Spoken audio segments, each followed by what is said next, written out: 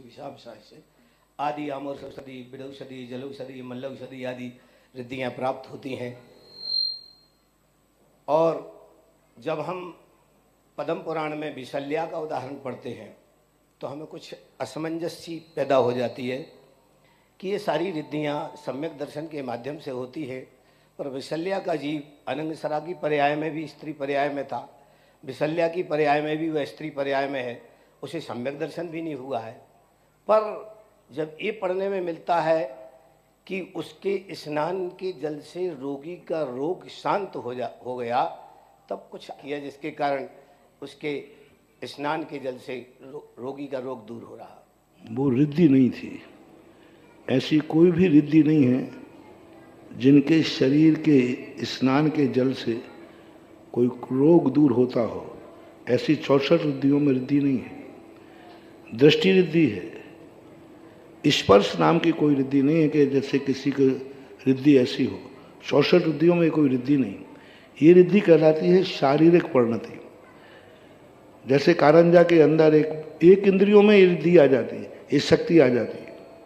एक इंद्री पृथ्वी काय में, एक इंद्री पृथ्वी काय नाम की एक मणि होती है, पृथ्वी काय है, कारंजा में रखी हुई है।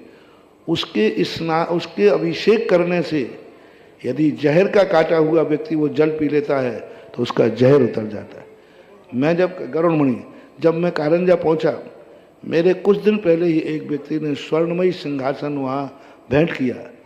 तो आपके 2-3 दिन पहले ही आया, एक व्यक्ति को सर्प ने काट लिया, डॉक्टरों ने मना कर दिया, और इस मूर्ति का जैसे अभिषेक किया उसका सर्प का जहर उतर गया गंधोदक से। तो एक पृथ्वी काय जीवों में आ जाती है। ये गुण कहलाते हैं। जैसे तुलसी के पत्ते में एक अलग गुण है कि वो जुकाम दूर कर देता है, नीम के पत्ते में अलग गुण है कि मलेरिया को ठीक कर देता है, कुटकी होती है, चिरायता होता है, उनमें एक गुण होता है कि वो बुखार के ठीक कर देता है। ऐसा ही भौतिक शरीर में उसकी पुण्य प्रकृति के कारण से उनके शरीर का स्पर्श किया हुआ जल से बीमारी दूर हो जाती है। और उसी जैन दर्शन के अनुसार विशल्या की पर्याय में जब हनुमान जी विशल्या को लेके आए, जैसे जैसे लक्ष्मण की तरफ विशल्या ने कदम बढ़ाते गए, लक्ष्मण की अमोघ शक्ति निकलकर बाहर चली गई। तो ये रिद्धि नहीं है, एक प्रकार के पुण्य कर्म के उदय से उनकी शरीर की परिणति है। जैसे ये गुण एक इंद्रियों में भी पाए जाते हैं। औषधि गुण कहलाता है।